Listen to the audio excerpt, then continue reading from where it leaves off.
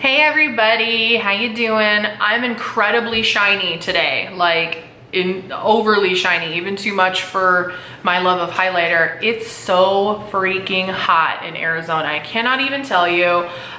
So my makeup is sweating off. I've had this makeup on since 9 o'clock this morning and getting into kind of the early evening now, but it's at least 117 degrees outside. If you've never walked into an oven, it's about like walking into an oven.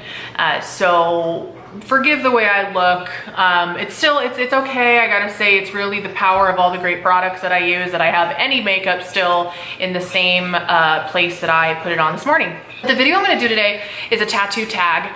I've seen a lot of artists, makeup artists on YouTube doing it. And so the tattoo tag is basically where I'm just gonna go through the tattoos that I have and explain them. I don't have a lot, but I have some, and I have so many more that I wanna do. My husband doesn't love tattoos, so he doesn't love the fact that I always wanna get more, but that is just my creativity. I'm just so creative. We'll go through my very first and like the age I was and you know what was going on in my brain, if anything.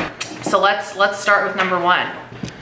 So here I am putting my foot on my table. It's super sanitary. I have an R on my left foot. Brilliant idea number one. But it was just a tattoo that I had to get, sort of to just get my first one out of the way.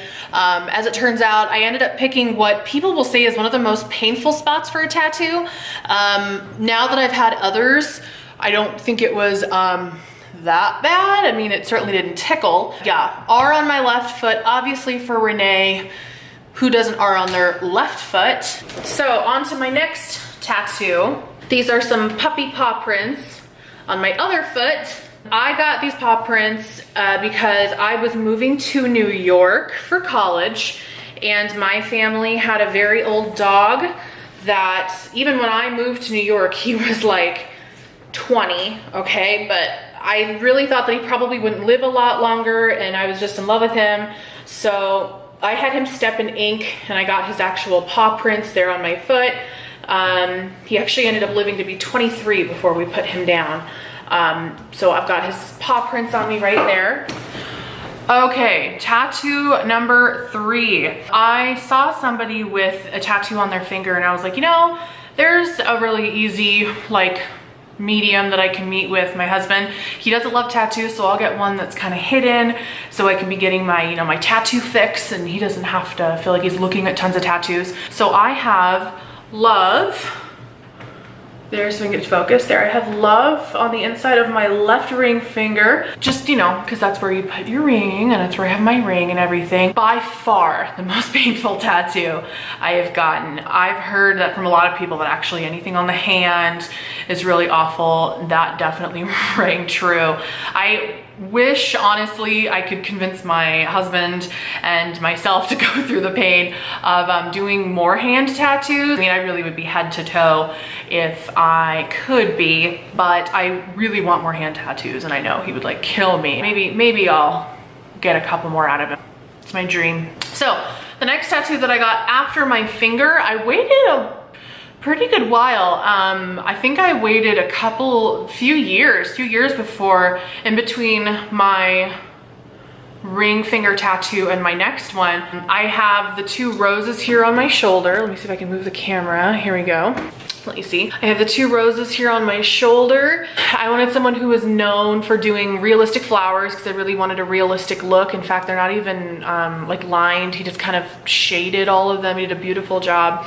But purple is my favorite color, and I had lots of purple flowers and roses at my wedding. So for me, it kind of like represents my wedding. So anyways, I just love having really pretty flowers close to me. I got that done. I don't know, I don't remember what year it was. I want to say like 2014, I think they were finished, because the one thing about me is I get tattoos, but sometimes they take me a little while to complete, and my tattoo artist will definitely vouch for that. I can sit consistently for a couple of hours, and then I'm like, okay, I'm tapping out. I think the longest I've sat was like 3 or 3.5. I must have been really, really drugged up that day. Okay, so that was that one. My next tattoo that I got is my half sleeve. It is my representation of a phoenix rising from the ashes. You can see the fire down here and rising from the ashes.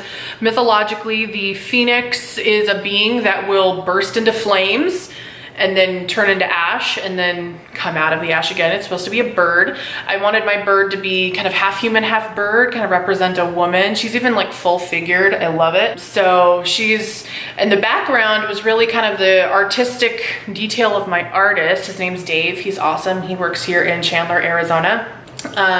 So it's supposed to be her bursting into flames, coming up from the flames, kind of going up from the darkness up to something really more light and beautiful. He did, see if I can get any sort of detail on it. He did a really great job. This is, his tattoo is about fully completed, about a year old. He and I did this in stages. I got the outline, and then we did like half the color, and then we did the rest of the color in a little more detail. So that was a 3-stage tattoo. Each stage was about 2 to 3 hours. So I love it. It's a really, really close one to my heart. It just represents coming out from darker things even more beautiful. My next tattoo would require me to take off my pants.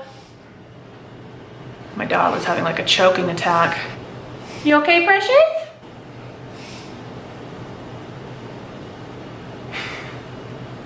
My dogs are funny. I will insert a picture of my next tattoo. It's on my top left thigh. It is a really gorgeous piece to my favorite Disney movie, which is Beauty and the Beast. I don't know if you guys saw the live action. It was amazing. I was really excited because I finished it kind of around the time that the live action movie came out. So I was like, oh, I have a tattoo for the movie.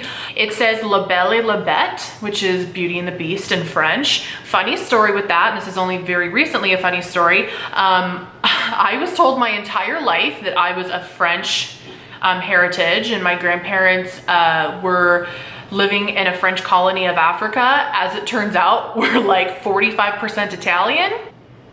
Oops. So the French heritage, it's not anything that I'm a part of, I guess, or never was, but still love that I have it written in French because it's a French story. The castle, actually, I've heard that Disney based their castle off of for the movie, is a real castle in France. And my parents saw it when they were in Paris last summer. It was really cool. So anyways, got that tattoo. It's beautiful. I love it. It sucked in certain areas, but I used to think I didn't have a very high pain tolerance. I actually think my pain tolerance is a little bit higher than I originally thought. Dave was my artist on that one too, did a great job. He loves doing Disney tattoos. I actually sent a couple of friends to him after I got that one done for him to do some tattoos for Disney style, and they turned out gorgeous. So definitely go see Dave if you've got a big color piece. He loves Disney. Go see him if you want Disney tattoos. My next tattoo I'll have to turn around to show you. I hope I'm getting a good shot of this, but that is my Medusa. She is not done yet, as you can tell. So my Medusa is just done with the outlining stage. I actually need to bug Dave about the next time I can get in so that we can start working some color into her and shading and everything. But I wanted to get Medusa because she, to me, symbolizes someone who was kind of a, not like a siren. She didn't really attract men with her looks, but she was powerful. And I felt like she was like the one mythological woman that could really take down men and turn them into stone. I feel like it's my symbol of feminism and just being able to kick ass. And I love her. I did tell Dave that I didn't want the snakes to look like dicks. I was like, please make my snakes look like snakes and not dicks. So I think they look very snake-like, very little dick resemblance. So those are my tattoos, you guys. Like I said, I don't have tons. I want to get a zillion more. I'm still working my husband up to that idea. But tell me what tattoos you have. You can even drop pictures in the comments, or you can email me pictures of your tattoos, assuming they're like appropriate in areas. If you've got tattoos in interesting areas, maybe just tell me about them and don't send pictures. But yeah, that's what I've got. Tattoos I want in the future, any that I can really think of. Like I said, I would love to get Mendy on my hands. I don't foresee that happening because my husband usually likes stuff that's pretty easily covered. He wasn't even in love with the fact that you could see some of my rose foliage a lot, and obviously my half sleeve is only covered by full long sleeves, which we don't get to wear too often in Arizona. I can't think of any offhand that I really, really want, but I'm sure it's only a matter of time, and I'll keep you guys updated. So I hope you enjoyed the video, and I will be back with more makeup tips and tricks and looks. So let me know if you have anything you want to see. Send me an email. Have a great night, guys.